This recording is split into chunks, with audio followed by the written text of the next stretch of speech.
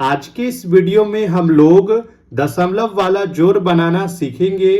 तो चलिए वीडियो को स्टार्ट करते हैं। तो चलिए पहले हम लोग पहले वाले क्वेश्चन को सॉल्व करते हैं। तो देखिए 25.6 और 46.31 को आपस में जोड़ना है। कैसे जोड़ेंगे? तो देखिए जोड़ने के लिए सबसे पहले इसको हम लोग लाइन से सही तरीके से लिख लेंगे। जैसे कि हम लोग जोड़ को बनाते हैं सिंपल तरीके से कर तो इसे हम लोग साधारण तरीके में बदल लेंगे। देखिए क्या है 25.6, तो इसको हम लोग लिख लेंगे 25.6। इसके बाद देखिए जोड़ के बाद जो अंक रहेगा उसको आपको सही तरीके से उतारना है। सबसे पहले क्या करना है, दशमलव का ध्यान रखना है। आपको दशमलव के सामने ही दशमलव को लगाना है, आगे पीछे नहीं करना है। तो देखिए ये वाले दशमलव को हम लोग क्या करेंगे, इसके सामने में लिखेंगे। दशमलव के सामने दशमलव, इसके बाद दशमलव के जो आगे रखे उसको आगे लिखना है और जो पीछे रहे उसको पीछे लिख लेना है। देखिए दशमलव के आगे क्या है 46 है, तो हम लोग 46 को लिख लेंगे आगे में।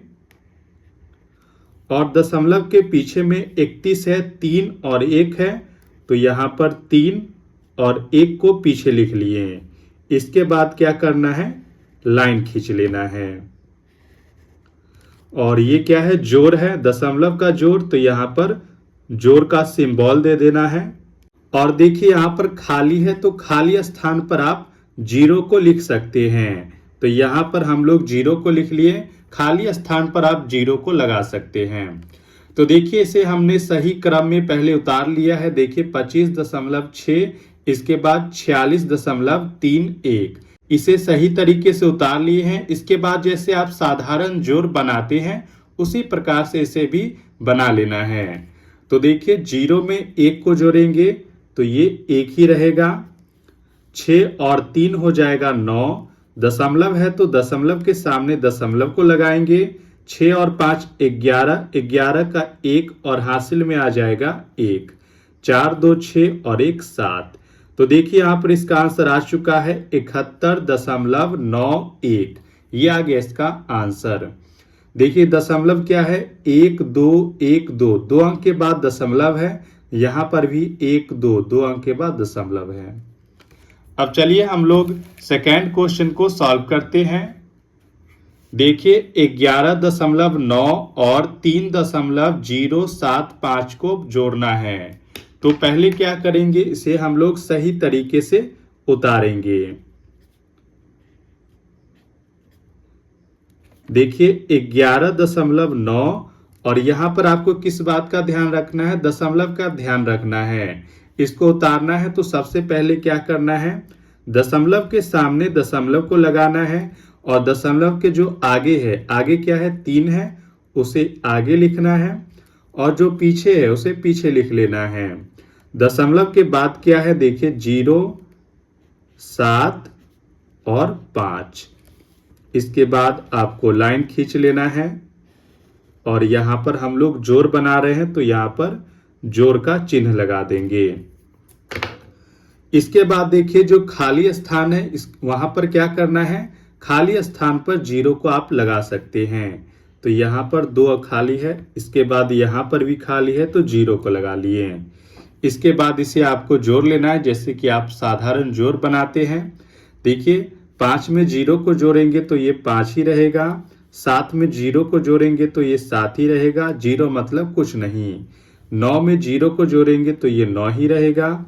दशमलव है तो दशमलव के सामने दशमलव लगाएंगे, 3 और 1 हो जाएगा 4। 1 में 0 को जोड़ेंगे तो ये 1 ही रहेगा। तो देखिए यहाँ पर इसका आंसर आ चुका है 14.975। ये आ गया इसका आंसर। इसके बाद तीसरा क्वेश्चन देखिए 5.02 और 13.24 को जोड़ना है।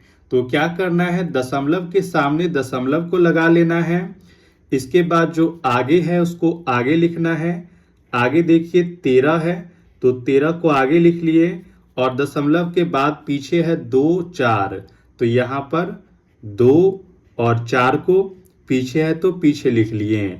इसके बाद क्या करना है, लाइन खींचना है और यहाँ पर हम लोग जोड़ बना रहे हैं तो यहाँ पर जोड़ का चिन्ह लगा देंगे। और क्या करना है, खाली स्थान पर हम लोग 0 को लिख सकते हैं तो यहाँ पर खाली है तो 0 को लगा दिए। देखिए इसको हम लोग जोड़ के फॉर्मेट में ला चुके हैं। अब इसे जोड़ लेना है।